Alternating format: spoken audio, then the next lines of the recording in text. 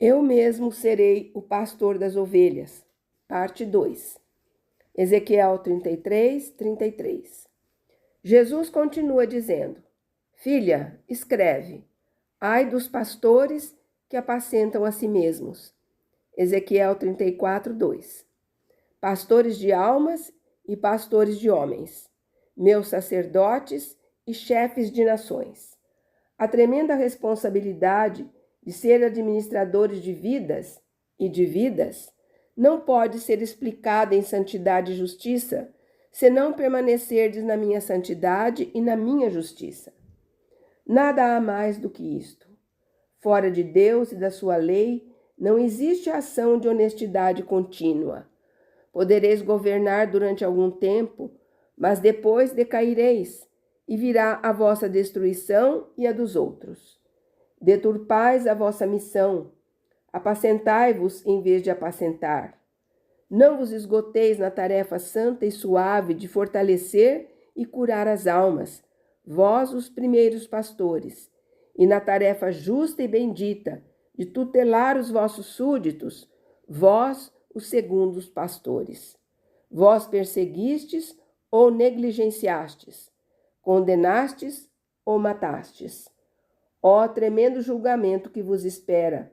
Eu repito, o desespero dos submetidos recai sobre aqueles que o suscitam, que todo desvio, que toda blasfêmia caia sobre quem a faz surgir, que toda a agonia das almas caia sobre esses sacerdotes, que nada sabem senão serem rigoristas e sem caridade. Ai, ai, ai de vós, poderosos! Mas 7 vezes ai a vós, sacerdotes! Porque se os primeiros levam à morte mais aos corpos do que às almas, vós sois responsáveis pela morte das almas, começando pelas dos poderosos, que não sabeis conter, ou pelo menos não tratais de conter com um firme non licet, mas que deixais operante o seu mal, em troca de um falso obséquio que é traição a Cristo. Eu vos disse, o bom pastor dá a vida pelas das ovelhas. Vós vos preocupais em conservar a vossa vida, e as ovelhas, grandes e pequenas, se dispersaram, presas das feras, e são mortas por se alimentarem de pastos malsãos. É preciso saber colocar a foice na raiz da grande planta que prejudica, e não sopesar o perigo de que essa ou suas ramificações se voltem contra vós, com a foice, para vos tirar a vida, mas agir para preservar a vida mais alta. Isso vós fazeis cada vez menos, e a destruição devasta a terra, e a destruição devasta os espíritos. Agora eu vos digo, pois bem, eu mesmo tornar-me-ei o vosso pastor. Eu virei reunir as minhas ovelhas, as reunirei em meus pastos, fora das neblinas das doutrinas estultas e perniciosas, que produzem as febres mortais do espírito. Eu as separarei, melhor, elas se separarão por si mesmas, dos cabritos e dos carneiros, porque ouvirão a voz que as ama.